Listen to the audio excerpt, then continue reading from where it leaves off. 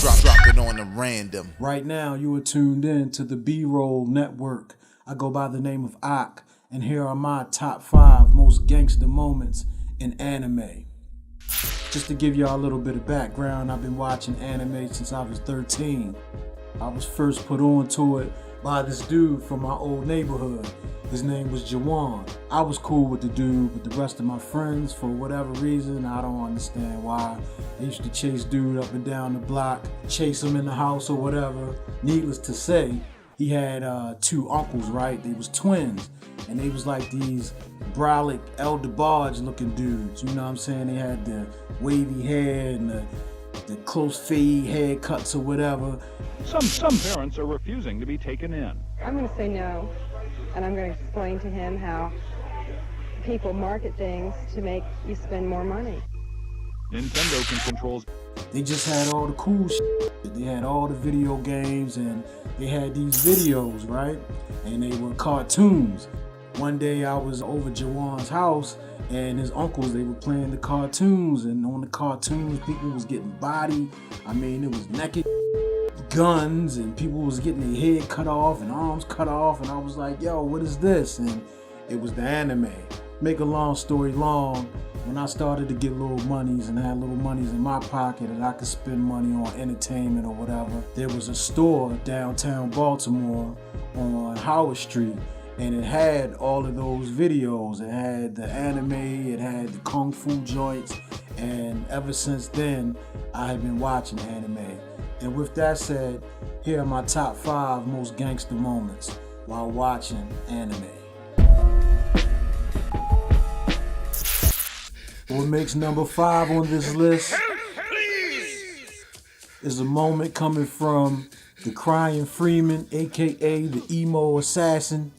I call him the emo assassin because this anime is about this dude named Yo. My name is Yo. And he an assassin. He good with the knives, he good with the hands, he good with the gunplay. And every time he catch a body, Yo be crying and shit. So anyway, he went to go kill this one chick and he couldn't do it, you know, so he ended up smashing the one chick because she was a virgin. That was like her last request, you know, before she died. She wanted to get, you know, banged out.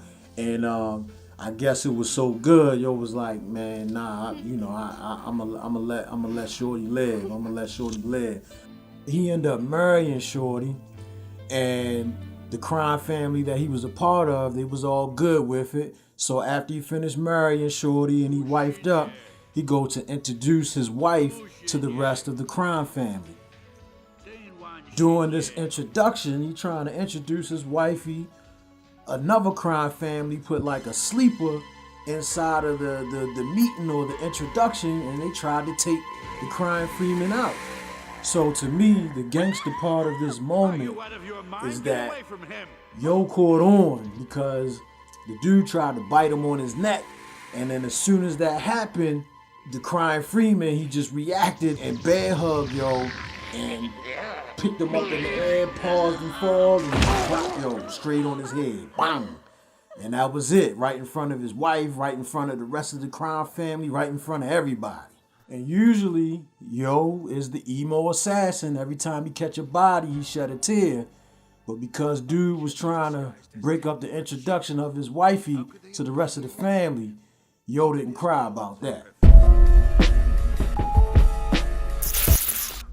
This moment is coming from the Afro Samurai. Now, the moment that I thought was gangster was when Afro Samurai, like he hadn't even arrived yet, right? And there's like this saloon or whatever.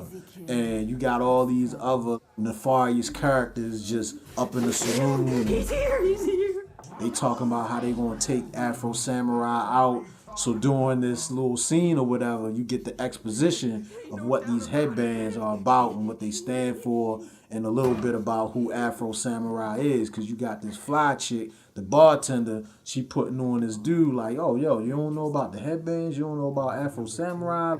You must not be from around here. So she putting Yo on, and then she putting Yo on. The whole time, the nefarious characters, they talking bad about Afro. You ain't the only one here who thinks he can take him.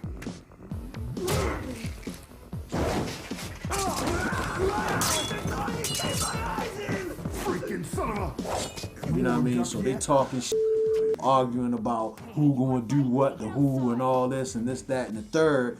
And in the midst of this argument, all of a sudden, Afro just show up, and ain't nobody saying nothing. So Afro just come through, and the crazy shit about it is, yo come up to the bar. He asked the chick, he like, yo, I'm gonna need a shot of lemonade. Like, yo ain't even get no alcohol. Yo got some lemonade and shit.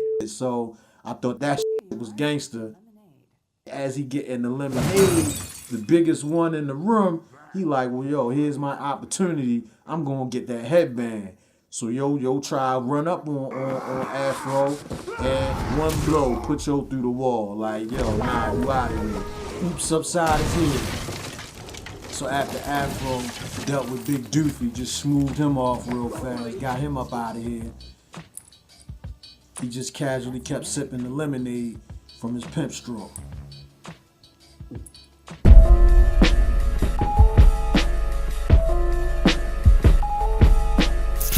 Yo, this my guy right here, Gogo 13. He's the slick assassin dude. That's his code name. His real name is Duke. Duke Togo. You know, and anytime your name Duke is like, you know, like Duke Ellington, you know you coming with some slick shit. But anyway, Gogo 13, he got into this beef. His client ended up wanting to kill him. He hired these two assassins, Silver and Gold. And these two assassins, they were fresh out of a CIA program. They were put up against 40 other assassins, dropped in the middle of Africa in like a jungle, and Silver and Gold, they were the only ones to survive because they decided that they was just gonna kill everybody in the jungle, on the island, or in that situation. So these was the dudes that got hired to take out Gogo 13. So Gogo 13, he got to deal with these dudes, and they super slick. They blocking bullets with their hands and shit like that. The dudes got golden hands, like, it's crazy. So it don't matter, because we talking about my man Duke. And he don't care about none of that. He gonna pull out the heat, and he gonna try to get with you. And if that don't work, he gonna bust your head.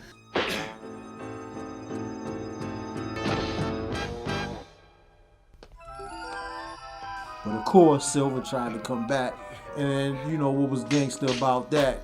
Gogo, he remained cool whole time. Silver tried to get with him.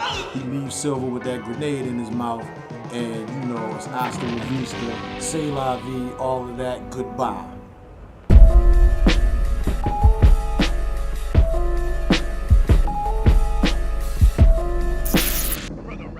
This had to be on the list. The Fist of the North Star returns. So you got this dude Ken, right? So he the man of the people. Fist of the North Star. But at this point in time, like he in a sleep. He slumber, like he ain't woke. He sleep, right? And so while he ain't woke, the people are being oppressed. There was a cry from the people from this little girl, and the cry was so loud, so penetrating, and Cheryl heard it, and from there, the Fist of the North Star had to return.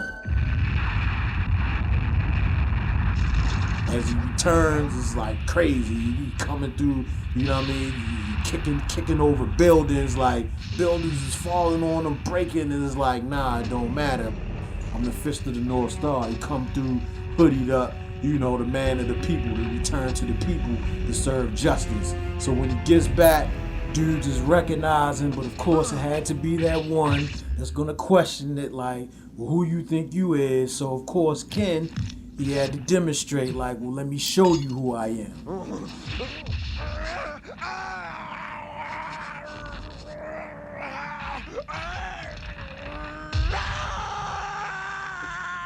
So that's my second most gangster moment in anime. And the most gangster moment in anime for me is the death of the Guyver. So yeah, we got this main character and his name is Sho. Think of like Peter Parker or whatever, but like he's soft, like he's not as slick as Peter Parker from Spider-Man. Like he just this young teenage dude who, you know, he trying to find himself, like some coming of age type shit. he stumbles across like this alien technology and infuses to his body. Think of it like the Japanese version of Spider-Man meets Iron Man with some alien shit. That alien technology is called the Guyver, or the Guyver unit. So that's what it's called. So anytime he wants to turn into the Guyver, he yells out the name Guyver, and then all of a sudden he get armored up and he ready to, you know, come through and just put the smash on anybody that's in his way, slicing, dicing like it don't matter. And right in the middle of the series, Yo get whacked. And the way that the story was set up, it's 3 other Guyver units. So it was very possible that the series could continue without Sho. So in the most dramatic fashion, Sho gets his control medal ripped out of his forehead, and the control medal is what controls the armor, and it binds to the forehead of the host. Rips the control medal out of his forehead right in front of his peoples, right in front of his best friend, right in front of his girlfriend that he was trying to get the whole time. So I just thought it was gangster that the writers decided to take him out in such dramatic fashion, and for this to be a cartoon, like I had never seen no like that before. So that's what makes it my #1 gangster moment in anime. And that's gonna do it for me. This was my top 5 most gangster moments in anime. If you digging this, hit the subscribe button, hit that like button, leave a comment below. What are your top 5 most gangster moments in anime? If you didn't like nothing that you heard, didn't like nothing I said, go ahead and hit that dislike button 2 times. Go ahead, double up. Until then, this is Ox signing off for the B-Roll Network, and I'll get with y'all next time. Peace.